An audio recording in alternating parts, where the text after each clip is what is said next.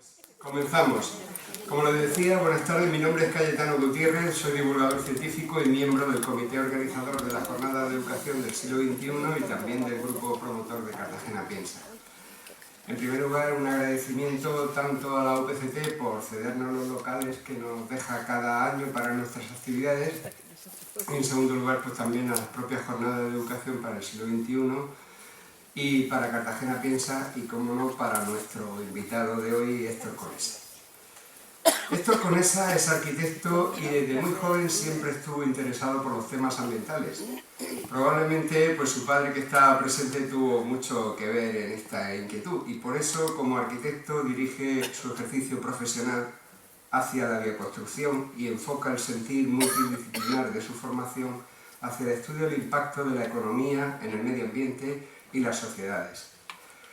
Los contactos sucesivos con diversas ONGs y una investigación independiente dieron lugar a una gran colección de ilustraciones que ha expuesto durante más de 10 años en distintos espacios en su blog y en YouTube. Y bueno, pues seguro que aquí en la presentación que va a poner aparecerán muchas de ellas.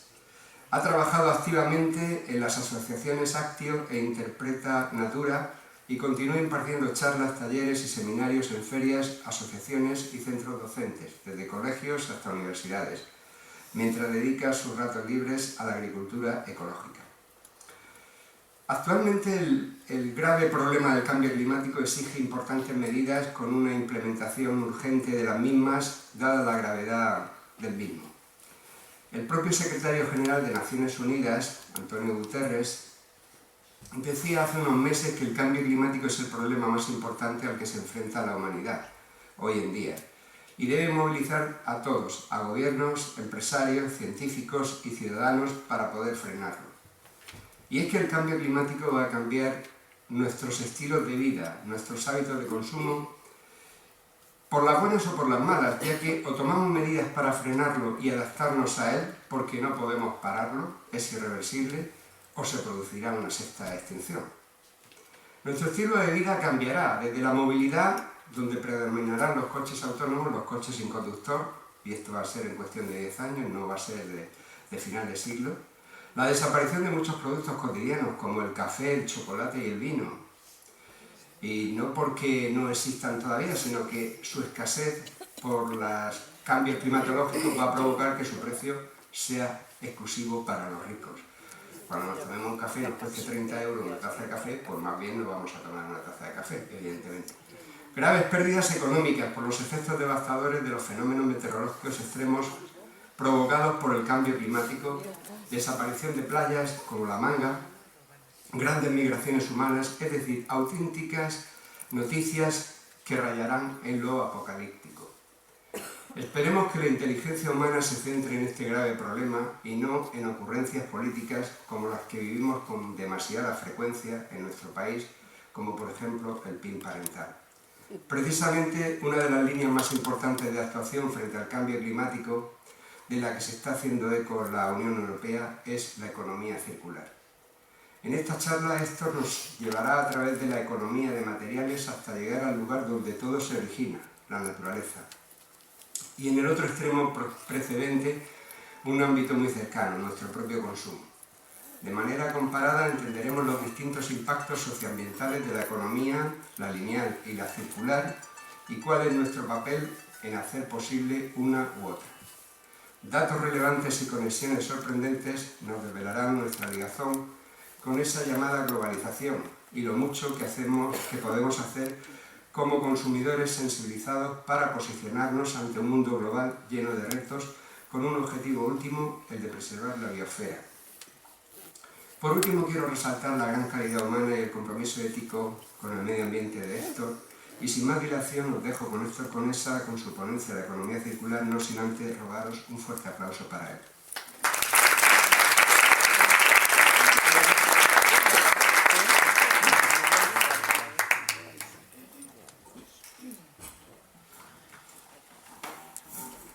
A ver, ¿se me oye? ¿Se me oye bien? ¿Se oye bien? Bien. Lo primero de todo, muchas gracias al comité organizador de las Jornadas Una Educación para el siglo XXI.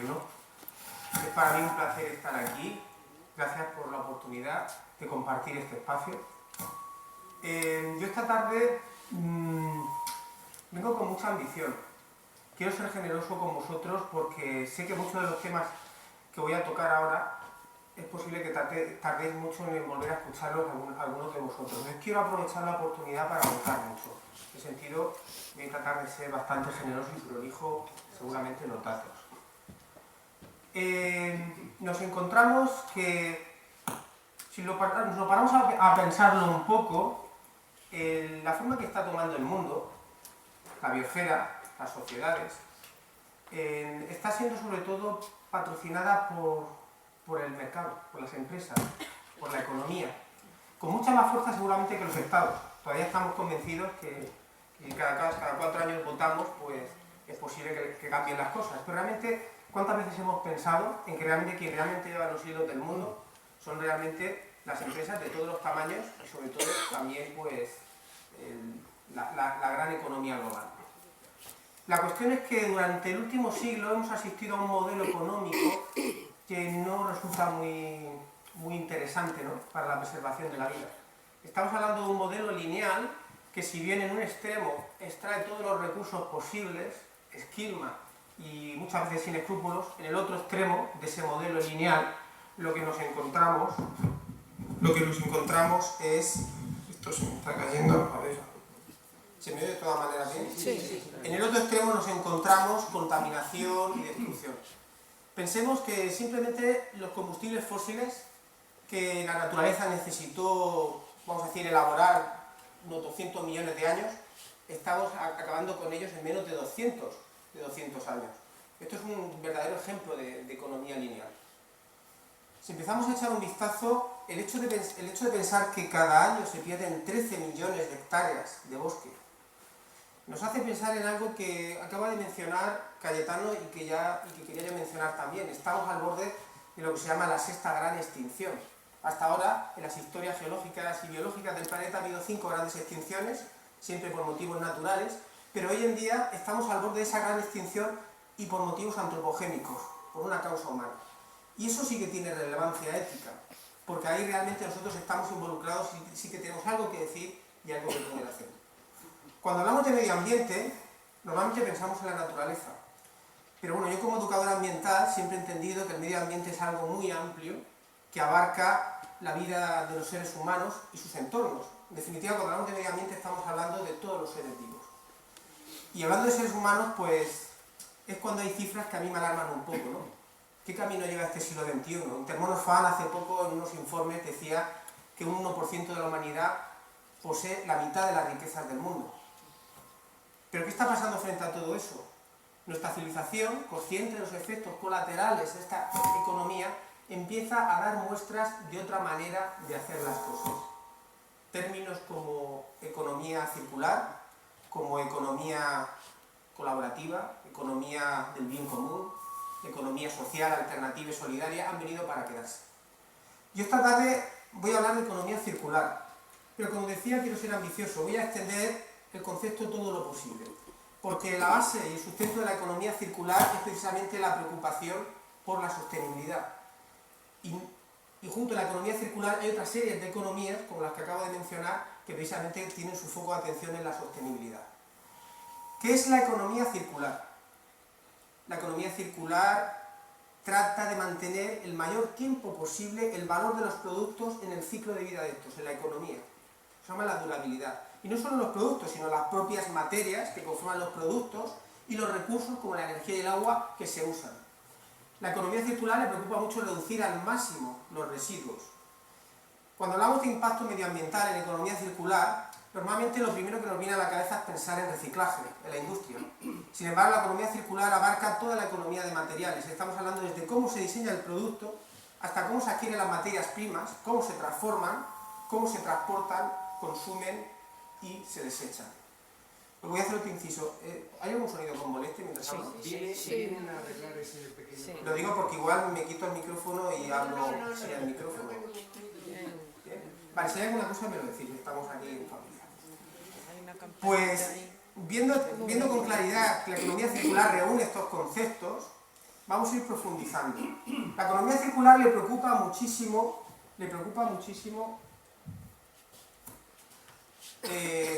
las 3 R's que seguramente ya conoceréis. Son multiconocidas. La R de reducir, reutilizar y reciclar. Vamos a ver cómo la economía circular estas 3 R's las materializa. Aquí tenemos de una manera, yo voy a hacer hoy la charla, voy a hablar un rato de introducción, luego empezaré a pasar diapositivas. Voy a presentar solo esta diapositiva de una manera muy sencilla para que veamos lo que es evidente, ¿no? Como en un sistema de economía lineal hay algo que se queda a medias, algo que no se termina de cerrar. En un sistema de economía circular se cierran los ciclos de vida. Exactamente como hace la naturaleza, ¿no? Como puede hacer cualquier ecosistema.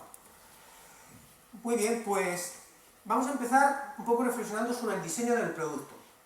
Seguramente no nos habremos parado a pensar la importancia que tiene el diseño ecológico en los productos para ahorrar precisamente recursos y materias. Por ejemplo, algo muy deseable en un diseño industrial sería que los productos sean fácilmente desmontables. Esto lo que nos permite es que si algún componente se estropea sea fácil de sustituir sin tener que desechar el producto. ¿Qué es lo que tenemos en el extremo de esto, de un producto desmontable? Pues, por ejemplo, un móvil. Los móviles actuales llegan a tener más de 40 tipos de metales diferentes, con lo cual podéis imaginar la dificultad de separar todos esos componentes, aunque actualmente hay líneas de investigación que están trabajando en la manera con disolventes también de separarlos. Se está trabajando en eso. De hecho, tenemos paradigmáticamente el ejemplo contrario, que es el Fairphone, que es un móvil que se ha desarrollado desde Holanda, que precisamente empieza a incorporar estos conceptos de ser desmontable para poder acercarnos a esa circularidad que busca esta economía circular. Otra de las características del diseño de los productos es que también tengan materiales que puedan ser reciclables. Pensemos, por ejemplo, que los metales como el aluminio o el acero o el cobre pueden ser reciclados hasta infinitas veces, eso es deseable, o que puedan ser biodegradables. Nos puede resultar extraño ver objetos a lo mejor cotidianos hechos con materiales de fibra vegetal, pero por ejemplo tenemos el bambú, que le llaman el acero vegetal porque la resistencia que tiene a tracción es comparable a la del acero y sin embargo es mucho más ligero y además el crecimiento del bambú es muy rápido. Otra de las características del diseño de los productos podría ser también el que puedan ser lo más fácilmente compartibles. Cuanto más veces podamos compartir eso que hemos diseñado, mucho mejor.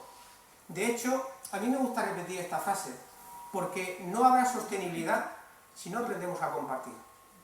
Lo que nos hemos acostumbrado durante el último siglo, en esta era individualista y consumista, de poseer cada persona un coche, una casa, una televisión, siempre de uno en uno, eso no se lo va a permitir el planeta. Estamos en un planeta ya lleno. Ricardo Almenar, un querido biólogo allí que tenemos en Valencia, se refiere al planeta como el planeta isla. En antaño, el planeta se entendía como un planeta océano, donde parecía que ese eurocentrismo, esa Europa que se lanzaba a conquistar el mundo, le quedaban siempre territorios por llegar. Actualmente hemos llegado a los confines del planeta, ya no nos quedan huecos. Con lo cual, tenemos que empezar a entender que no podemos seguir al ritmo de crecimiento ilimitado que hemos seguido hasta ahora. Vamos a ver estas 3 R's cómo se materializan en la economía circular. La R de reducción, la más importante. Siempre pensamos que reciclar es sostenible, lo es. Pero antes de reciclar, siempre es más conveniente reutilizar y antes de reutilizar, reducir. ¿De qué manera podemos entender la reducción en la economía circular? Pues, por ejemplo, la podemos entender exactamente como ocurría tenemos el reciclaje, la reducción, la tenemos entendida en lo que es el factor 10, el club del factor 10, que no sé si habéis oído hablar de él, pero en la ciudad francesa de Cornualles se juntaron 16 científicos, empresarios y economistas y decidieron reivindicar un concepto muy interesante, que es el concepto de la ecoeficiencia. Conseguir en menos de una generación que podamos obtener el mismo servicio de los productos que utilizamos utilizando un 90% menos de recursos. Esto es lo que se llama ecoeficiencia y es lo que sería deseable para un mundo donde no podemos seguir con el ritmo de industrialización que hemos conocido hasta ahora. Porque si los países del sur llegaran a los niveles de industrialización despilfarradora que tenemos en el primer mundo, directamente no nos quedaría planeta. Entonces la ecoeficiencia es interesante para empezar a repensar cómo diseñamos las cosas. Pero no olvidemos un detalle, porque hoy en día tenemos ejemplos maravillosos de ecoeficiencia. Las luminarias LED actualmente consumen 8 veces menos energía que las incandescentes, todos lo sabemos. Tenemos también coches más eficientes que hace 50 años. Tenemos incluso diseños de viviendas más eficientes. Tenemos también la permacultura y la agricultura. Pero hay una cosa muy curiosa, y es que cuando la ecoeficiencia se pone en funcionamiento, seduce mucho al consumidor para consumir más y para que haya más consumidores consumiendo, porque resulta más económico. Y al final conseguimos el efecto contrario, consumimos mucho más y no hemos conseguido lo que buscábamos, que era ahorrar recursos. Si entramos ahora en la segunda R, la de reutilizar, hay un ejemplo paradigmático que seguramente pues, no nos venga a la cabeza cuando pensamos en economía circular, porque ya ha hecho su camino por su lado, que es la economía colaborativa. La economía colaborativa es una de las 10 ideas que van a cambiar este siglo, según la revista Times. La economía colaborativa estamos reutilizando al máximo, poniendo en valor lo que es la reutilización. Es lo que podríamos definir como intercambiar, compartir, prestar, donar y alquilar. Pero a unas escalas como nunca antes se habían conocido. Esta manera de compartir, que había sido habitualmente puesta en marcha entre familias o seres queridos, gente con confianza, ahora mismo la podemos extender a nivel global a través de la tecnología de Internet. Y esto da lugar a poder optimizar los recursos como nunca antes podíamos haberlos optimizado. En la economía colaborativa se basa en una manera diferente de consumir, relacionarse y de vivir. En la economía colaborativa se le da más importancia al uso que a la posesión. Estamos hablando de redes de confianza. Estamos hablando de poder precisamente optimizar recursos, que es lo que nos interesa. ¿De qué manera podemos hacerlo? Ejemplos de economía colaborativa, algunos conoceréis, por ejemplo, el compartir desplazamientos en coche, que ahora está de moda también con alguna marca de plataforma como la Dakar, aunque también es algo que podemos hacer nosotros a nivel personal.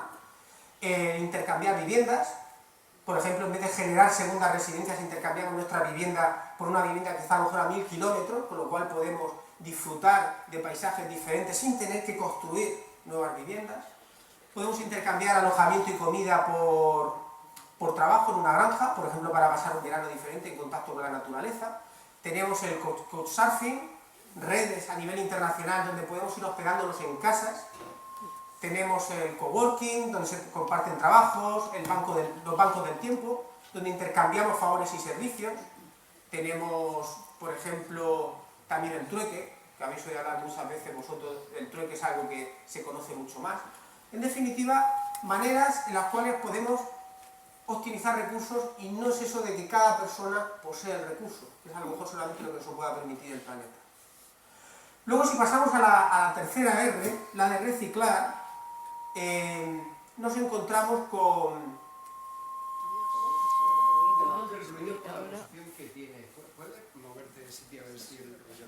A ver... aquí un poco más delante, por favor. ¿Se me oye así? Sí, perfecto. Bueno, pues nada. ¿Continúo así? Sí. Me parece bien. Vale. Bien, pues vamos a por la siguiente R. La siguiente R es la de reciclar, la que todos conocemos. Y aquí me gustaría poner pues, unos ejemplos muy interesantes. Porque, por ejemplo, pues, se me ocurren desde una fábrica de detergentes que hay en Bélgica, que publicita en sus propios productos el que recircula circuitos de agua. Resulta curioso porque normalmente como consumidores nos preocupamos solo sobre el servicio. Sin embargo, cuando entramos en la economía y empezamos a buscar más valores, pues estas cosas, este tipo de aspectos son deseables. En Kalundborg, por ejemplo, una ciudad danesa, tenemos uno de los primeros polígonos industriales del mundo, donde los residuos de ciertas plantas industriales se convierten en recursos de otras plantas industriales. Por ejemplo, tenemos una central térmica cuyo vapor excedente se utiliza para fabricar insulina para una granja de cerdos, cuyos lodos y aguas residuales se usan para fabricar carreteras, o las cenizas también para fabricar cemento, o incluso el calor residual para calefactar la ciudad. A su vez, esta central térmica se sirve del gas y vapor de agua de una refinería que a su vez tiene residuos de azufre que se usan para hacer ácido sulfúrico. Y es muy curioso cómo encontrar en un polígono industrial esta digamos, filosofía medioambiental, y es que tenemos que caminar en esa dirección. Los ecosistemas y los bosques lo han hecho siempre así. En un ecosistema y en un bosque no se desperdicia nada, no existe la basura. Los ciclos del nitrógeno y del carbono siguen funcionando durante siglos y milenios de años. Y eso es lo que tenemos que empezar a imitar. Esto tiene un nombre, se llama biomímesis. La biomímesis es la imitación de la vida y es el camino de sostenibilidad hacia el que nos tenemos que dirigir. Ya hemos hecho un repaso de las 3 R: reducir, reutilizar, reciclar, aplicadas a la economía circular, es posible. Vamos a ver las otras economías. que también tienen el mismo fondo que la economía circular, que es ese fondo de sostenibilidad. La economía del bien común, por ejemplo. Christian Felber, un sociólogo y cuasi economista austriaco, termina de definir un término que es la economía del bien común, una economía que quiere superar la dicotomía entre comunismo y capitalismo. El tema siempre hemos tenido el conflicto entre la libertad y la igualdad. Se trata de insuflar valores en las empresas, valores sociales, valores medioambientales.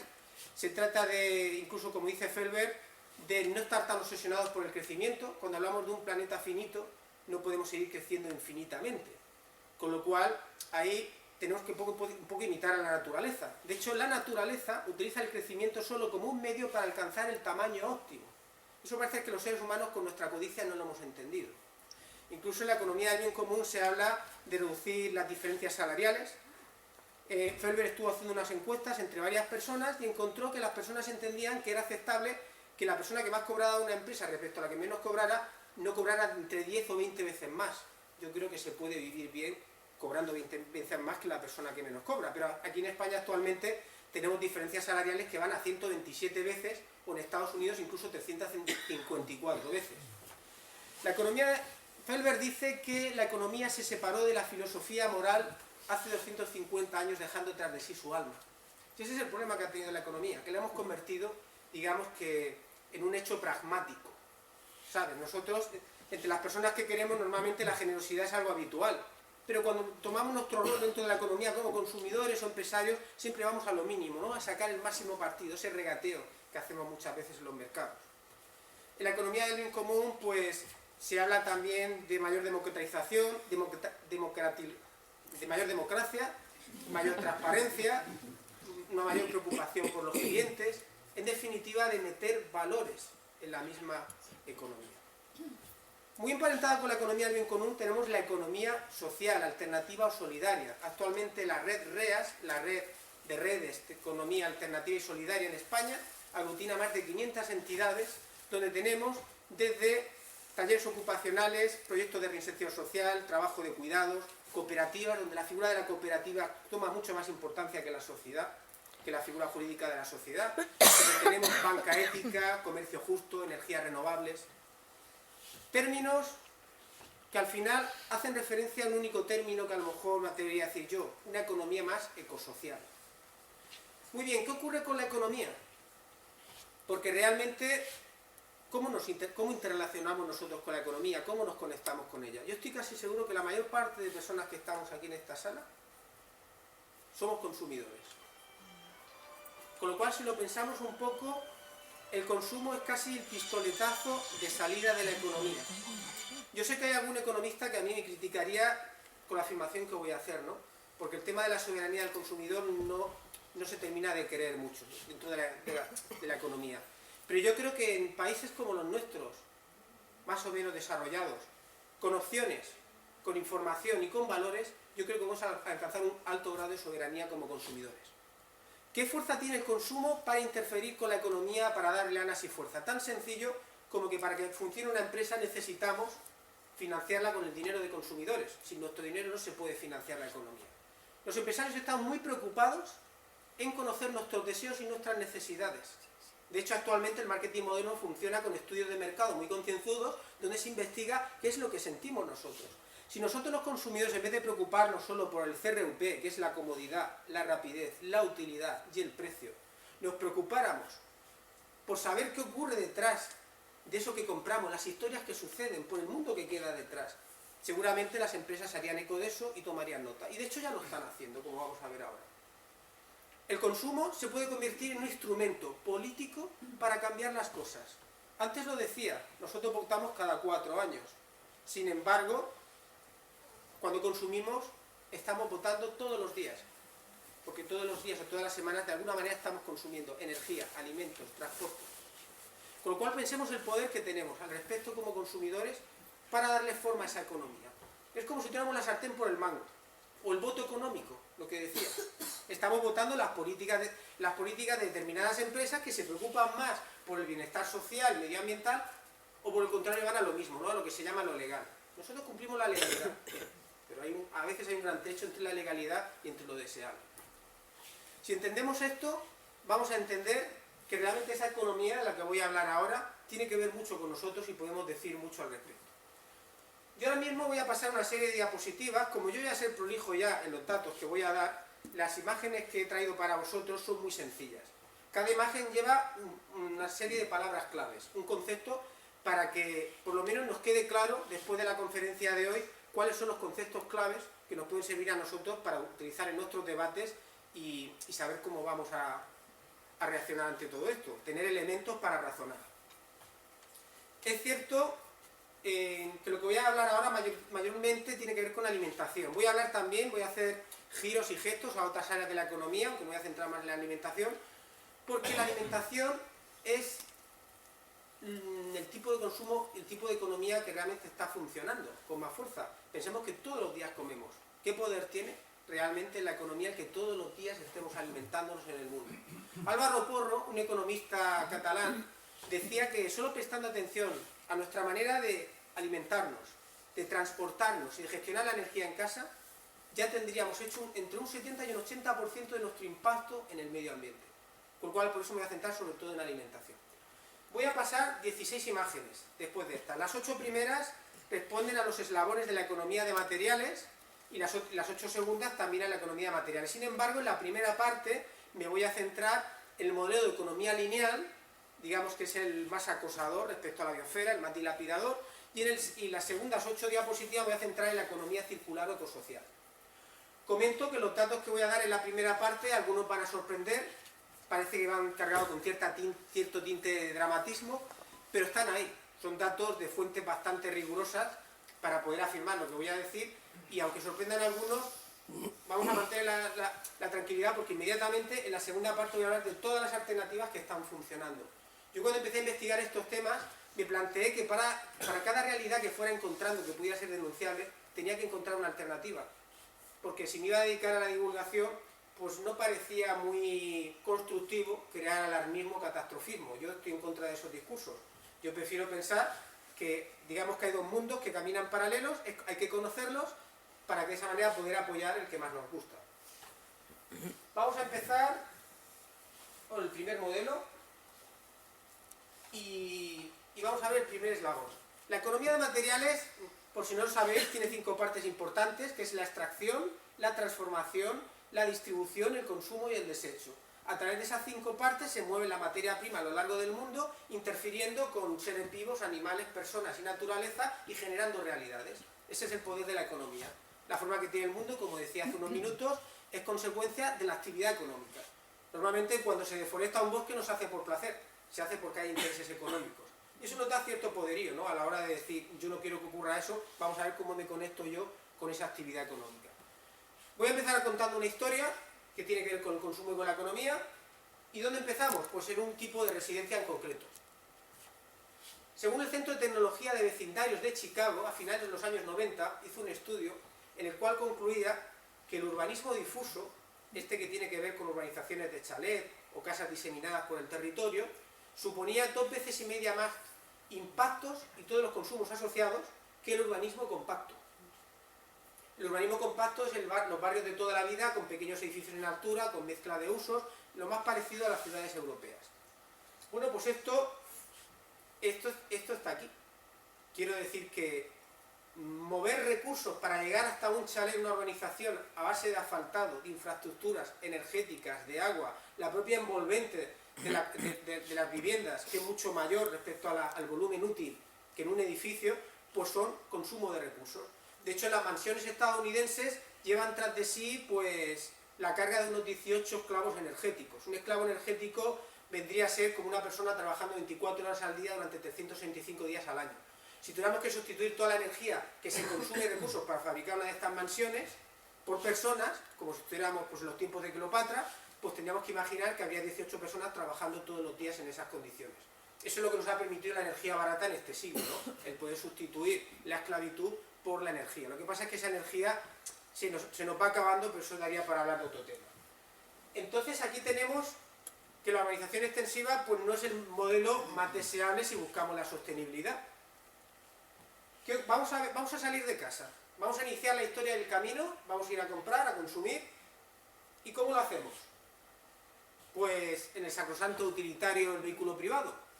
Yo no estoy en contra de los coches son un buen invento, pero igual que una silla de ruedas o cualquier otro tipo de artificio, usado en un sentido, con sentido común, cumple su función social. Lo que no tiene sentido es que si tenemos alternativas abusemos del uso del vehículo. Yo a veces me sorprende, ¿no?, cuando me pongo a mirar las personas que se mueven en una ciudad en coche, que la mayor parte de las veces cada coche va ocupado por una sola persona. ¿Qué ocurriría si a lo mejor en ese transporte de la vida diaria de casa al trabajo pudiéramos ponernos de acuerdo con otros compañeros de trabajo para optimizar un poco el transporte? También reduciríamos esa contaminación. En España alrededor de 30.000 personas mueren cada año relacionadas con la contaminación, 20 veces más que accidentes de tráfico. Tenemos derecho a la movilidad, pero el coche en sí no es un derecho. O sea, no es sostenible que los 9.500 millones de personas a los que nos vamos a acercar a mediados de este siglo posean un coche. Por eso muchas veces cuando nos hablan de la solución del coche eléctrico, también hay que cogerla con mucho cuidado. Porque lo que no nos cuentan del coche eléctrico es que el coche eléctrico, al igual que los coches de combustión que llevan su mochila de combustibles fósiles, el coche eléctrico, la mochila la lleva con los recursos minerales que utilizan para la fabricación de las baterías y los motores. Tierras raras, metales muy geolocalizados como el cobalto en el Congo, mayormente. En fin, el coche eléctrico no es tanto la panacea. Yo creo que el debate social debería ser ¿coche eléctrico, coche de combustión? No. Coche o transporte público. Modernizar más los transportes públicos y hacerlos más accesibles a la población. Ese debería ser realmente el debate. De camino a las compras nos vamos a pasar por el banco. Vamos a revisar nuestras cuentas o sacar dinero. ¿En qué tipo de banco tenemos nuestros ahorros? Pues, aunque no nos guste la idea, la industria armamentística se sirve mucho de los bancos.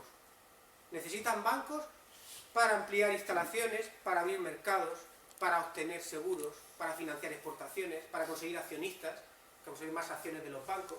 Tienen una gran relación. De hecho, entre el año 2011 y el año 2017, la banca en España invirtió en la friolera de 8.900 millones de euros. Y esto va a parar a manos de industria armamentística que para salir rentable tiene que vender. ¿Y dónde vende la industria armamentística? ¿Qué pasa cuando vende a países con conflictos bélicos o en regímenes inestables? O sea, con nuestros ahorros, ¿qué estamos apoyando? Porque cuando nosotros pensamos que nuestro dinero se queda en el banco en una cajita, no es así. Realmente el efectivo es una parte más pequeña y el resto del dinero lo usa el banco para invertir en otras empresas. Y seguramente sin ser muy conscientes, el dinero que dejamos ahí guardado se está usando para apoyar empresas con las cuales no estaríamos de acuerdo con sus políticas. Y hablo de industria armamentística como de industrias que de alguna manera destrozan el medio ambiente de una manera flagrante o incluso también emplear mano de obra infantil o algún tipo de explotación laboral. Ahora veremos las alternativas. Ahora llegamos al lugar donde compramos. ¿En qué tipo de sitio hacemos nuestras compras habitualmente? Pues las grandes superficies hay mucho que hablar sobre ellas. Esther Rivas y Xavier Montagut podrían hablar mucho más de este tema que yo, refiriéndose a cuál ha sido la política de las grandes superficies durante décadas. Esther Rivas en un artículo decía que una de las más grandes multinacionales en la distribución estadounidense, no voy a dar marcas, no me parece correcto, por cada puesto de trabajo que generaba hacía que se perdieran 1,4 puestos de trabajo del pequeño comercio. Hay otros autores dentro de las grandes superficies que incluso llegan a afirmar que por cada puesto a tiempo parcial que queda en la gran superficie se están perdiendo en algún lugar de 3 a 5 puestos de trabajo a tiempo duradero. Las grandes superficies seguramente no lo hemos pensado mucho, no nos llega demasiada información. Ya comentaba yo que normalmente los datos que voy a dar aquí lamentablemente no se publicitan tanto en los medios de comunicación habituales de masas, periódicos o televisión. Es sorprendente, ¿por qué no se explican más estas realidades? Las grandes superficies se hacen con una especie de embudo a lo que son todas las empresas para luego terminar de distribuir los productos al consumidor. Esto les da una posición de poder muy singular, de tal manera que ellas pueden dictaminar los precios. Entonces los proveedores tienen que ajustarse a cierto tamaño de pedidos, volúmenes determinados a veces muy grandes, plazos muy exigentes. Incluso se han dado casos en la historia de las grandes superficies que los proveedores cada año iban cobrando menos. Incluso eran amenazados por las grandes superficies que si no cumplían sus condiciones se les iban a sacar de las referencias del mercado. Esto crea una situación complicada para los pequeños productores y para las pequeñas y medianas empresas que incluso pues no tienen cabida. Habrá muchos productos que nunca veremos en las estanterías incluso pues empresas que se ven obligadas a deslocalizar su mano de obra para poder dar lugar a esos precios. Bueno, pues esta es una situación que tenemos ahí y que no se conoce demasiado, pero al respecto vamos a ver alternativas. Otra de las curiosidades de las grandes superficies es esa obsesión, y estamos hablando de alimentación, por las condiciones estéticas de los productos alimenticios. En Estados Unidos, entre el 60 y el 80% de los pesticidas que se usan en cítricos se usan simplemente para el aspecto estético, con lo cual nos podemos hacer una idea de qué manera los valores cambian, ¿no?, en esta economía de libre mercado, y se prima más el aspecto estético que realmente la salud, a veces, de los consumidores o del medio ambiente. En las grandes superficies vamos a dar un paso al siguiente eslabón, que es cómo llegan los productos a esas grandes superficies, de cerca o lejos. En la economía globalizada, los productos vienen de todas partes del mundo. ¿Tiene sentido tener más de 30.000 barcos mercantes surcando todos los océanos, emitiendo gases de efecto invernadero todos los días? ¿Tiene sentido traer manzanas de Chile, naranjas de Sudáfrica o kiwis de Nueva Zelanda? La economía globalizada ha traído sus cosas buenas, pero también nos hace más frágiles, porque problemas que podemos tener en una parte del mundo, en un momento que hay una crisis, eso rebota y acaba afectando a otra parte del mundo. ¿Nos interesa una absoluta globalización de todos? Porque realmente la gran globalización, quienes más ganan son los grupos que tienen mayor poder, que son los que se pueden permitir también esas exportaciones masivas. Ahora veremos alternativas. Vamos al sector secundario, es la onda de la economía de materiales, la transformación. Y como estamos en alimentación, nos vamos a centrar en un tema que a todos nos toca, el consumo de carne, la chicha, ¿no? ¿Quién puede prescindir de la carne un día en su plato? Pero vamos a hablar, como estamos hablando de la primera parte, que es la parte que yo soy más crítico, pues no voy a poner lo mejor, ahora pondremos lo mejor en la segunda parte. ¿Qué ocurre con los animales que viven en granjas de ganadería industrial? Nos hemos planteado alguna vez si realmente viven pastando al aire libre, como vemos en la tele. Hacinamiento, mutilaciones, privación de libertad, oscuridad, duermen en superficies duras de hormigón, destete precoz, las madres se separan de las crías muy pronto, maltrato. Esto está sistematizado y parece que no pasa nada. Pero la Unión Europea reconoce que los animales son seres sintientes. Y cualquiera que tenga un perro o un gato entenderá que una vaca, un cerdo o un toro no tiene menos capacidad emocional y menor capacidad de sentir el dolor que su perro o su gato. Con lo cual tenemos que empezar a repensar en esta preocupación del medio ambiente si vamos a incluir a todos los seres de la biosfera. Y los animales son parte de esa naturaleza. ¿Cuántos animales puede haber en el mundo en granjas de ganadería industrial? Según algunos datos o fuentes que consultaba yo en la Organización de las Naciones Unidas para la Agricultura y la Alimentación, me encontraba que puede haber más de 30.000 cabezas, 30.000 millones de animales en granjas de ganadería industrial. En otra ocasión, en una conferencia, un ponente hablaba de 60.000 millones. La cuestión es que estamos hablando de que hay muchísimos más animales en granjas que personas en el mundo. Entonces nos tenemos que plantear si nuestro sistema agroalimentario va por buen camino. ¿De dónde extraen la alimentación los animales? Los animales hay que alimentarlos. Vamos al sector primario ahora. El sector primario que alimenta al sector secundario con sus materias primas. Pues vamos a un tipo de agricultura que también pondría yo bajo la lupa, la agricultura intensiva. De hecho, los animales, por ejemplo, lo que se ha puesto muy de moda en el sacrosanto capitalismo, que intenta sacar beneficios al máximo, explotando al máximo, pues si podemos a los animales sacarle más rendimiento y más carne, pues mejor. ¿De qué manera? Alimentándolos con alimentos con mayor poder nutritivo. Con lo cual el forraje de toda la vida que se han podido alimentar las vacas ahora se sustituye por soja transgénica, porque la soja, todos sabemos que es una de las legumbres con más alto valor proteínico, con más aminoácidos. Pero lo que estamos haciendo es que estamos detrayendo recursos alimenticios que pudieran ser usados para alimentar a personas, para alimentar a reses. El 95% de la soja que se cultiva en el mundo es para alimentar ganado. La mitad del trigo y el 75% del maíz. No todo el trigo es para hacer pan. Resulta que estamos utilizando la tierra fértil, que tiene un gran valor, para alimentar una gran cabaña ganadera. Pues bien, en esta parte del sector, el sector primario, donde tenemos la agricultura intensiva, tenemos efectos colaterales indeseables y que tampoco se publicitan. Porque la agricultura intensiva, este modelo, está acabando con la tierra fértil, está agotando cada año 10 millones de hectáreas, es pan para hoy, hambre para mañana, es convertir, digamos, que el campo en una industria donde tú metes insumos y sacas productos, como si fuera una industria. digamos que desvirtualizas completamente lo que es el concepto de agroecología y de paisajismo. Pues en este modelo de agricultura intensiva lo que tenemos es una contaminación feroz. Nitratos, pesticidas, herbicidas. ¿Cómo afecta eso a la salud? Según la Organización Mundial de la Salud, cada año mueren más de 220.000 personas por culpa de los pesticidas, por no hablar de los casos de maldeformaciones fetales de muchas mujeres que al estar en contacto con pesticidas acaban abortando. Y eso está ocurriendo también en Almería, hay casos, aparte de todo el sur que ha ocurrido durante mucho tiempo, pero se hablan de estas cosas, se cuentan estas cosas. Podríamos seguir hablando sobre el medio ambiente. ¿Qué ocurre cuando esos nitratos se lixivian al suelo? Porque realmente lo que llega a la planta es muy poquito en comparación con lo que llega a los acuíferos. Eso acaba en lagunas como el Mar Menor. El fitoplancton se pone como el quico, se eutrofiza toda el agua, se consume el oxígeno y mueren los peces. No hace falta que hable de esto porque todos lo conocemos. Ahí tenemos a la agricultura intensiva con ese gran papel que está haciendo. Pues tendríamos alternativas, vamos a ver que sí. Me voy a adelantar un poco. Frente a esta agricultura tenemos la agricultura ecológica. ¿Qué hubiera pasado si en la comarca del Mar Menor se hubiera cultivado más agricultura ecológica? Pero ahora eso lo comentaremos más tarde. Esta agricultura industrial sigue teniendo efectos colaterales, porque no hablamos solo de medio ambiente. Como decía yo, cuando me refiero al medio ambiente hablo de todo, incluyendo al ser humano. ¿En qué condiciones trabajan las personas del campo? Si nos vamos al sur, nos podríamos echar las manos a la cabeza, porque si tuviéramos un paquete, si pagáramos aquí en el primer mundo un paquete de café por 2,49 euros, seguramente el productor solo está recibiendo 0,16 euros.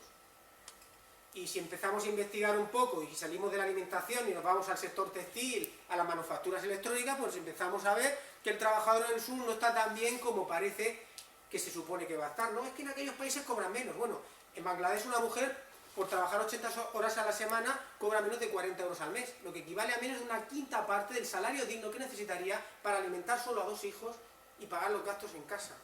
Resulta que tenemos millones de trabajadores en el mundo empobrecidos, que trabajan muchísimo, por cierto.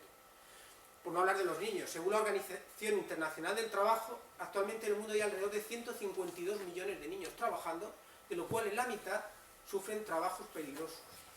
Pero de estas cosas no se hablan. Esa es la otra cara de ese modelo de economía lineal, donde lo único que te interesa son los beneficios en determinadas zonas del planeta y el servicio al consumidor.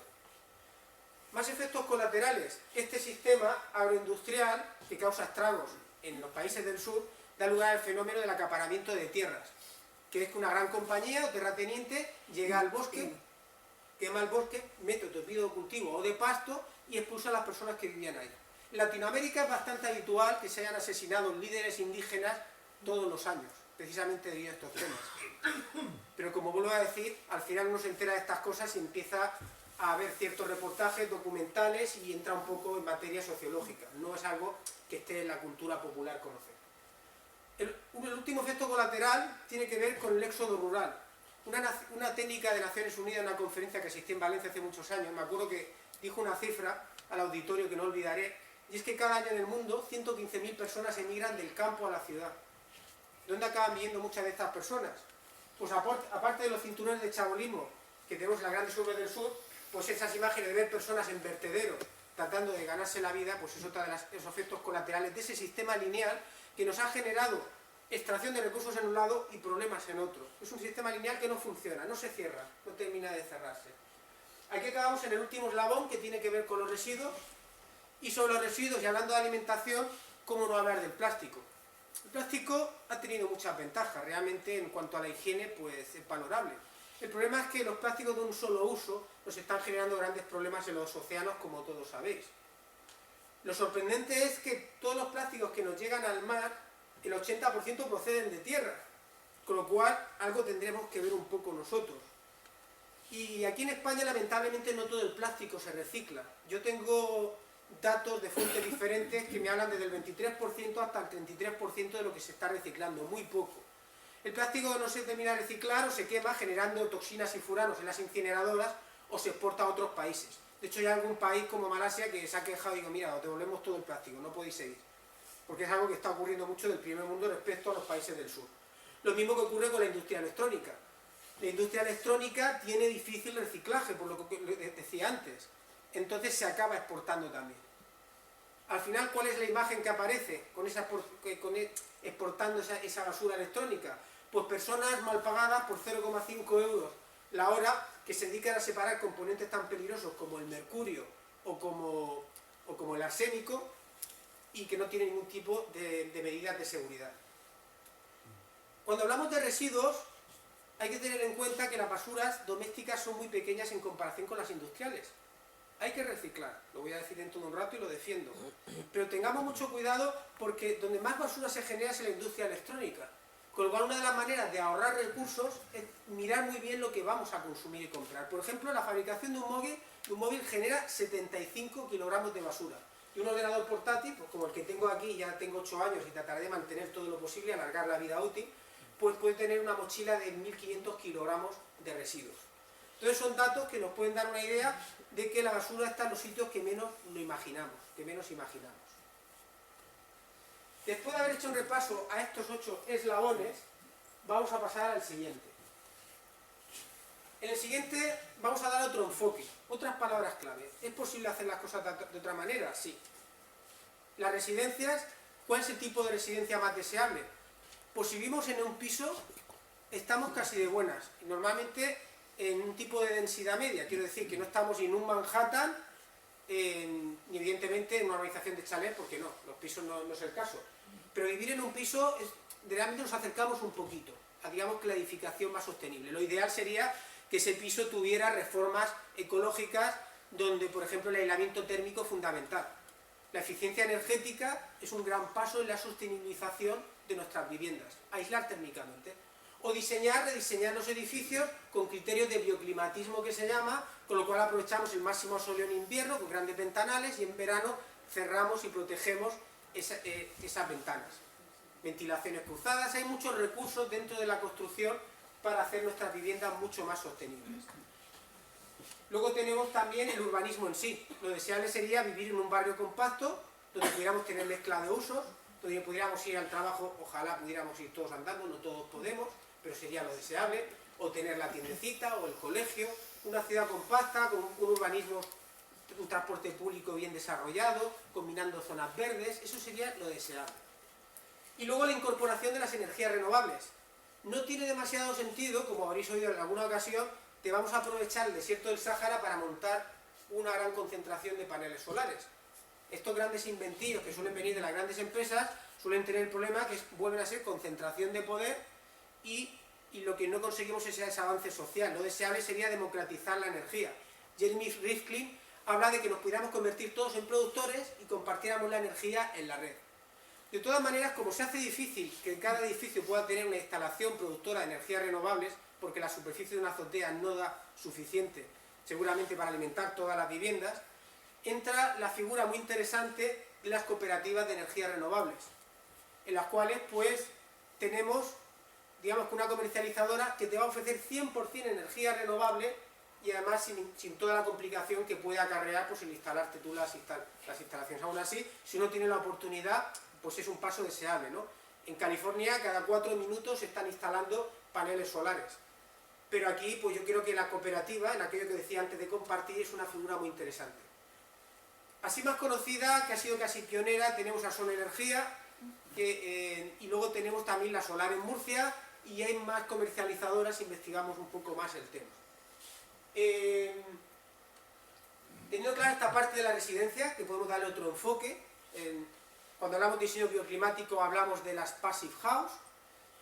Voy a mencionar precisamente que dentro de economía circular un paso que avanza más es hacer innecesaria una tecnología que sea altamente eficiente. Bueno, un sistema de calefacción muy eficiente, vale, perfecto, somos más sostenibles. Pero ¿y si hiciéramos innecesario el sistema de calefacción? ¿Por qué hemos diseñado el edificio para que no sea necesario? Entonces un poco esas son las estrategias.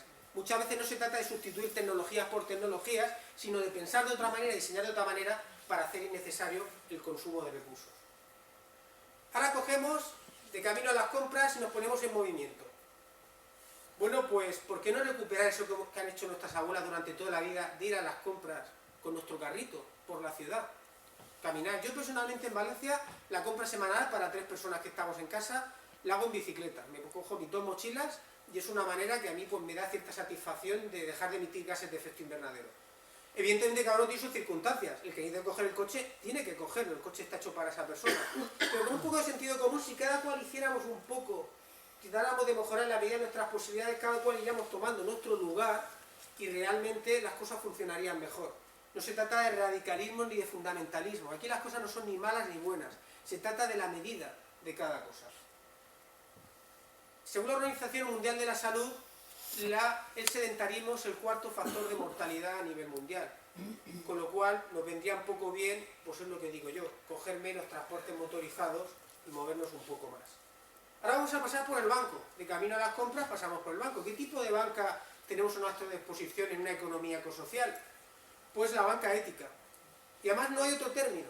Que no se engañen con sinónimos que puedan aparecer en televisión, porque de hecho la banca ética no se publicita en televisión. Banca ética hay muy pocos ejemplos aquí en España. Tenemos a Triodos Bank, que viene de Holanda, a Fiare, que viene también copiado a un modelo italiano, y algunas cooperativas de crédito más pequeñas, como Icocrédito, COP57, que igual están menos extendidas. Pero así los dos grandes que funcionan en España son Triodos Bank y Fiare. Fiare en concreto es banca ética cooperativa, donde sus clientes son socios, y es un tipo de banca que se ha propuesto de manera muy honesta el tratar de apoyar solo empresas con valores sociales, medioambientales y culturales de base. No con greenwashing o bluewashing, ¿no? Que es siempre reverdecer o hacer más sociable una empresa que realmente lleva ya un lastre pesado. Son empresas que se preocupan de hacer las cosas de otra manera desde el principio. Por ejemplo, agricultura ecológica, energías renovables, bioconstrucción, residencias para personas con necesidades, teatro, cine. Cualquiera que entre en la página web de Triodos Bank puede ver, porque es muy transparente, la banca ética se caracteriza por la transparencia, puede ver el tipo de empresas que apoyan. Donde, por ejemplo, la explotación infantil evidentemente está prohibida, y empresas que realmente destruyen el medio ambiente de una manera también muy descarada, también no entran dentro de las inversiones. Hay que tener mucho cuidado porque cuando empezamos a hablar de estos temas, que hacemos muchos juicios y enjuiciamos empresas malas, buenas, hay que tener cuidado porque las cosas no son blancas ni negras.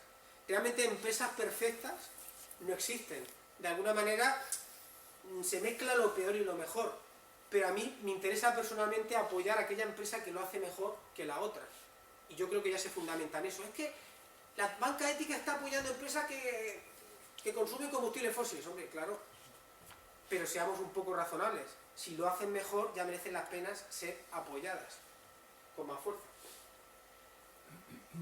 Llegamos al lugar donde compramos las cosas y aquí aparece el pequeño comercio. El pequeño comercio tenemos que recuperarlo y no permitir que se perdiese. Acabamos de comentar qué es lo opuesto. Hay países donde las grandes superficies parece que lo han colonizado todo, pero aquí en Europa todavía conservamos algo del pequeño comercio. Yo creo que merece la pena ser salvaguardado. El comercio pequeño nos ayuda a tener relaciones diferentes con las personas que compramos. Hablamos de puestos de trabajo normalmente que también son dueños, las personas, esos puestos de trabajo son dueños del puesto. Estamos hablando de darle más vida a la ciudad, de repartir más equitativamente la riqueza. Si todos vamos a comprar siempre al mismo sitio, es lógico que se formen grandes fortunas. Pero si todos distribuyéramos nuestras compras entre los pequeños y medianos, repartiríamos la riqueza más equitativamente. Al final, el tema de las desigualdades económicas las estamos fabricando los consumidores. Y esto no lo digo por culpabilizar, no se me confunda. Lo digo para empoderar, para que veamos el poder que tenemos.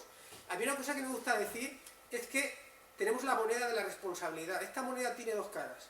Una de las caras es enfocarla como culpa, la otra cara es enfocarla como poder. Depende cómo queramos enfocar la responsabilidad. Si la queremos enfocar como poder, nos puede brindar oportunidades maravillosas. Si la enfocamos como culpas, seguimos en lo mismo y encima nos sentimos mal. No tiene demasiado sentido. El pequeño comercio da a colación mencionar la existencia de las cooperativas de consumidores ecológicos, que son una forma de asociacionismo en la cual los consumidores se juntan, se ponen en contacto con un agricultor y de esa manera al agricultor le pagan un poco más de lo que cobraría en el mercado. Todos sabemos lo mal que lo están pasando los agricultores porque sus precios cada vez son más pequeños. Ahí entran también las grandes superficies y los consumidores que exigimos la máxima baratura. Hace 60 años los consumidores estábamos dispuestos a pagar mucho más por alimentación, por ejemplo, que actualmente. Teniendo un poder adquisitivo mucho más pequeño, en la proporción creo que era de unas 3 veces. Según nuestro poder adquisitivo pagamos 3 veces más por alimentación, por ejemplo, en patatas que actualmente. Sin embargo, han ido cambiando los valores y ahora estamos dispuestos a gastar más en ocio, en hogar, en movilidad, en otro tipo de cosas. La alimentación parece siempre que buscamos lo más barato. Pues las cooperativas de consumidores ecológicos lo que ayudan es que a los pequeños campesinos puedan salir adelante. porque el contacto es directo, hemos eliminado intermediarios y entonces facilitamos las cosas. ¿De dónde vienen las cosas? ¿De cerca o de lejos? Pues en esta ocasión vienen de cerca. Estamos hablando del producto local o de proximidad. Un producto que cuando compramos cosas locales, eso nos ayuda a mantener vínculos con la región, nos ayuda a tener un mayor control sobre los procesos, podemos tener conocimiento de cómo se elaboran las cosas, son recetas anticrisis, es una manera de fabricarnos a nosotros mismos nuestros puestos de trabajo, porque realmente si pagamos a alguien de nuestra región, evidentemente estamos pagando un puesto que está cerca de nosotros. Entonces nos sorprende que entremos en crisis y nos quedemos sin trabajo cuando seguimos comprando productos que vienen de fuera en vez de primar el producto cercano. Y no es una cuestión de nacionalismo, es una cuestión un poco de sentido común. Es una búsqueda de la soberanía alimentaria. De hecho, el futuro sostenible de los pueblos tendrá que pasar por la soberanía de cada pueblo. En temas de alimentación no tiene sentido que una región dependa del exterior para poder alimentarse. Eso debería ser un bien básico que debería resolverse a nivel regional. Otra de las ventajas de los productos locales es que reducimos embalajes, cámaras frigoríficas, reducimos emisiones, porque el transporte recorre distancias mucho más cortas. Todos son ventajas en ese sentido. Y salimos un poco fuera de esa macroeconomía tan frágil de la cual hablaba antes. Si vamos a comprar productos de alimentación locales, si no podemos abarcarlo todo, por lo menos vamos a tratar que la mayor parte sean locales, aquello que más comemos que sea local. También tener cuidado con un cierto matiz. Seguramente un producto local, como por ejemplo un cerdo que venga de una granja cercana, a lo mejor está consumiendo soja transgénica que viene de América o de otra parte del mundo. El tema de la proximidad es complejo, pero siempre que podamos apoyar lo máximo posible, pues bienvenido sea. Ahora, donde tendría que aparecer aquí la granja de animales, de pronto menciono la dieta. Tendría que poner la alternativa, que es la ganadería ecológica o extensiva. Y sí, voy a hablar de ella. Pero es lo que he dicho antes, ese mecanismo de pensamiento del que he hablado. En la economía circular está bien que vayamos en favor de la eficiencia, pero si podemos hacer innecesario el consumo de recursos, pues más que ganamos en el camino. Entonces, si en vez de consumir tantos animales, consumiéramos menos, nos quitaríamos muchos problemas en el camino. ¿Por qué hablo de la dieta? Pues vamos a ver, el sistema agroalimentario actual es absolutamente ineficiente. Según el Consejo para la Alimentación de las Naciones Unidas, en un informe que hizo ya hace varios años, decía que si toda la humanidad redujera el consumo de carne un 15% aproximadamente, podríamos liberar el suficiente excedente de grano para elevar las calorías a un nivel adecuado, erradicando el hambre en el mundo. ¿Qué tiene que ver el hambre en el mundo con el consumo de carne? Pues tiene que ver que según vamos accediendo en la cadena trófica, el rendimiento nutricional se va perdiendo. Y nos resulta mucho más costoso obtener proteínas de la parte más alta de la cadena trófica de los animales que directamente de los vegetales. Pimentel y Pimentel, o sea, dos investigadores en un artículo que leí hace poco, mencionaban que obtener una proteína de origen animal necesitaba 11 veces más energía que una proteína de origen vegetal, incluso 100 veces más agua, también por el mismo motivo. ¿Y esto cómo puede ser?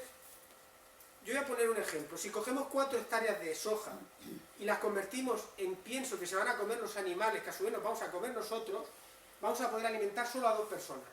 Pero con esas 4 hectáreas de soja destinadas directamente al consumo humano, podríamos alimentar hasta 61 personas. Es un descalabro lo que estamos haciendo. Estamos utilizando tierra fértil en el mundo que se podría utilizar para alimentar directamente a personas, para alimentar animales que nos comemos las personas. Pero es que resulta que a un cuerpo como el nuestro lo que le interesa es obtener proteínas. Mientras tengan los 9 aminoácidos esenciales y proteínas de calidad, tiramos para adelante. El problema de comer menos carne no suele estar en las proteínas, son otros temas como la B12 o el hierro que podríamos discutir, bueno, daría para otra charla. La cuestión de las proteínas es que combinando cereales integrales y legumbres podemos sustituir mucha de la carne. Y no hablamos de eliminar la carne, hablamos de dietas flexitarianas o incluso muy parecidas a la dieta mediterránea. Por ejemplo, un plato de paella tiene mucho más arroz que carne, un plato de lentejas tiene más lentejas que chorizo. Nosotros algo de sabiduría hay en nuestra dieta, que es una de las dietas más defendidas del mundo, cuando el consumo de carne es comedido. No estamos hablando de grandes hamburguesas y de filetes. Y precisamente ese camino culinario no se lo puede permitir el planeta. Los 9.500 millones de personas que decía antes a los que vamos de camino no pueden alimentarse con las dietas hipercárnicas que tenemos en el primer mundo. No es posible. Y no es una cuestión de ideologías o de veganismo, es una cuestión de cálculos. Realmente hay estudios que dicen, Richman estaba metido en algunos de los estudios, lo mencionaba al respecto Jorge Richman, que hablaba de que con dietas pobres en carne, muy ricas en vegetales, podríamos alimentar hasta 10.000 millones de personas. Y a mí esto me parece altamente esperanzador. Que nosotros como consumidores decidamos echarnos un poco para atrás, controlar esos hábitos, comer menos carne a la semana, nos puede dar una oportunidad de reconvertir el sistema. Evidentemente va a ser complejo, porque estamos con el tema de cuál es la posesión de la tierra, a quién pertenece la tierra y a quién no. Pero por lo menos ya como consumidores ya mandamos un mensaje, y es que a través de nuestras dietas podemos cambiar el mundo y podemos ayudar a resolver ese problema de hambre que existe en tantas partes.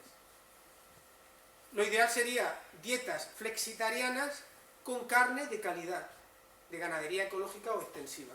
Evidentemente, si alguien quiere avanzar hacia el vegetarianismo, perfecto. Por lo cual yo conozco mucha gente vegetariana en perfectas condiciones de salud. Es otro paso. Pero bueno, si nos quedamos ahí un paso intermedio, con una dieta flexitariana sería un gran avance a nivel de sistema agroalimentario. Bueno, pues esto es lo que está ocurriendo, que realmente el sistema agroalimentario, que tanto presume de productividad, se enfoca a los piensos y nos dejamos de lado otras cuestiones.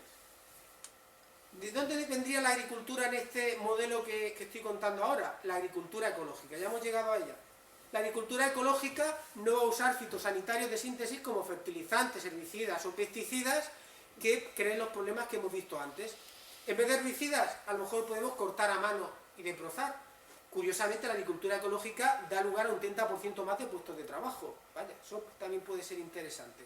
En vez de pesticidas, se pueden usar sistemas para atrapar a los parásitos con trampas, hidrolizar de proteínas, feromonas, incluso policultivos, donde tú combinas diferentes especies y cierta especie de planta disuade a la plaga de la otra. Hay muchos sistemas inteligentes que realmente funcionan. De hecho, no sé si lo había dicho ya, España es el primer exportador de agricultura ecológica de Europa, con lo cual algo tiene que funcionar en esta alternativa de agricultura ecológica. Y esto, como decía yo, pues, podría ser una solución interesante para los problemas que tenemos aquí en la comarca del Mar Menor. Pero bueno, a ver cómo reconvertiríamos todos esos terrenos en agricultura ecológica, aparte del sentido, el secano, el regadío y el exceso también de abonos, ¿no? Porque a veces incluso con un abono muy natural, si lo metes en exceso, sigues teniendo problemas de nitratos. Pero bueno, la cuestión es que una agricultura hecha con inteligencia va a buen camino. Hay un agricultor ecológico en Valencia, Vicente Martí, que decía que la agricultura ecológica no tendría que llamarse ecológica, tendría que llamarse simplemente agricultura, porque la agricultura bien practicada, como dice su propio nombre, tiene que ver con todo esto, no lo que hemos inventado de meter químicos para sacar productos, que es un enfoque más industrial que agroecológico. Y luego aquí, ¿cómo trabajarían las personas? Pues bueno, los estándares sociales que se esperan para los productores se podrían medir un poco por la vara del comercio justo. El comercio justo es una oportunidad para muchos productores de trabajar en condiciones dignas, sobre todo en el sur, donde se ha explotado tanto a las personas durante tantos siglos, y estamos hablando de acuerdos a largo plazo, prefinanciamiento, gente que puede tener compensaciones si se les cancela el contrato, se ponen en valor sus habilidades, no se explotan a los niños. Son toda una serie de idiosincrasias en las cuales hemos tenido a ONGs como Intermón, por ejemplo, Orfan o SETEN, que han estado apoyando una alternativa al consumo a través del comercio justo, que es un poco producir de una manera mucho más social. Y finalmente acabamos en el eslabón de los residuos. Evidentemente aquí entra de lleno el reciclaje, pero como decía, el reciclaje no siempre es la solución, porque el reciclaje también supone consumo de recursos y no siempre se recicla todo lo que quisiéramos.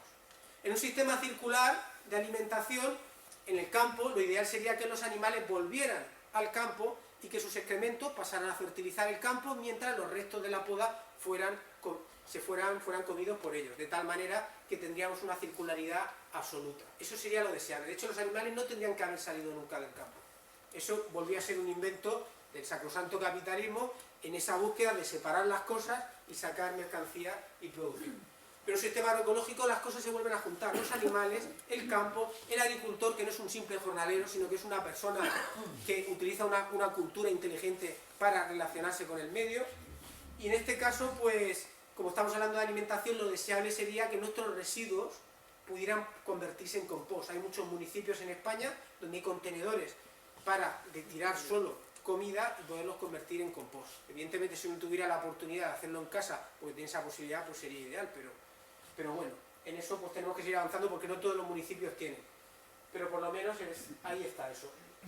tenemos el hecho de que y el plástico, como decía, es un gran problema porque usamos mucho en la alimentación. Con lo cual, todos esos envases de plástico que estamos acostumbrados, ¿cómo se pueden sustituir? Lo deseable sería el SDDR, el Sistema de Devolución, Depósito y Retorno. Lo que no tendría que haberse nunca acabado es lo que hacíamos hace décadas cuando devolvíamos el envase. Eso es una lástima que se haya perdido. Pero actualmente hay 40 países en el mundo donde se practica ese sistema y aquí en España, lamentablemente, hay ciertas organizaciones que no están muy a favor, precisamente ahí tienen alguna relación con el reciclaje, sería que pudiéramos retornarlos. De hecho, eso crearía aquí en España hasta 14.000 puestos de trabajo. Pensemos que la economía circular, que hablamos de reutilización, esto es un ejemplo de cómo se pueden crear puestos de trabajo, de igual manera que el reparar las cosas también crea puestos de trabajo. Una economía de la reutilización, reparar, también crea puestos de trabajo pues a todos los niveles, desde reparar coches, electrodomésticos, etc. Bueno, pues ojalá se implemente el SDR. Actualmente tenemos la plataforma retorna.org donde podemos entrar en internet, podemos poner nuestra firma para apoyar un poco toda la línea de trabajo que llevan y estar al tanto de cómo van las cosas. Y es una lástima porque en Alemania aproximadamente el 98% de los envases ya se reutiliza, son retornables y la gente cobra por ello al llevarlos. En Finlandia creo que van ya por el 70%. Entonces estas cosas están ocurriendo y aquí en España siempre vamos un poco por detrás. Pero se da la cuestión de no perderlo de vista y seguir creyendo en ello. Hay mucha gente que me dice, es que lo de la basura cuando se separa al final se mezcla todo. Vamos a ver, puede que haya casos por ahí, pero esto no está generalizado, no nos confundamos, es más leyenda urbana que realidad. Esto cuando ocurre lo que hay que hacer es denunciarlo. No hay que decir, es que como se hace mal, pues yo lo hago mal y no separo. Precisamente tenemos que separar desde origen porque no podemos, el sistema se hace cada vez más ineficiente a la medida que mezclamos más las cosas. Las plantas de valorización se hacen más grandes, se hace todo más costoso. Entonces, la medida que separemos más, vamos a consumir menos recursos en toda esa transformación que lleva luego. Aquí en España hay cifras que a mí me gustan. Aunque a lo mejor el cómputo global podríamos mejorar mucho, por ejemplo, el papel y el cartón se reciclan aproximadamente un 70%, con lo cual el papel merece llevarlo al sitio donde toca. El vidrio llega hasta el 73%, el aluminio está en torno al 45% y el acero, por ejemplo, el 90%. Entonces, es cuestión de seguir creyendo en el sistema y seguir apoyándolo, porque realmente los pasos se están dando. Además, la Unión Europea está muy encima de que aumentemos nuestras tasas de reciclaje. Perdona, el el ecoparque como tal, como funcionamiento, ¿cómo está? Perdón, sí. Sí, ahora te comento porque estoy a punto de acabar y así ya os relajáis y me preguntáis todo lo que queráis y lo debatimos incluso. Vale, pues después de haber hecho un repaso a todos estos eslabones, nos damos cuenta de que hemos visto la economía de materiales, la acabamos de ver, en dos enfoques diferentes. He amplificado los 5 eslabones a 8 diapositivas para que profundicemos más en cada uno de ellos. Y tenemos ante nosotros dos modelos económicos. Un modelo lineal, que se hace insostenible, no podemos continuar por ese camino, y un modelo circular y ecosocial que va dando sus pasos. Evidentemente, como consumidores conscientes, vamos a estar de alguna manera unidos al modelo lineal. Las cosas no son blancas ni negras. No se trata de flagelarse porque reconozcamos que como consumidores estamos atados a determinada práctica. Hay que reunir una buena dosis de tolerancia, flexibilidad y humildad. Estamos caminando. Pero si miramos en la dirección de la economía circular, de la economía ecosocial, si sentimos que estamos caminando hacia ese mundo deseable, si convertimos el mejorar como una estrategia de cambio y damos un paso más, si lo hacemos de manera reincidente hasta convertirlo en un hábito, vamos a tener muchos visos de poder cambiar las cosas. Y esto lo tenemos que hacer entre todos. Esa economía circular de la que estaba hablando esta tarde, esa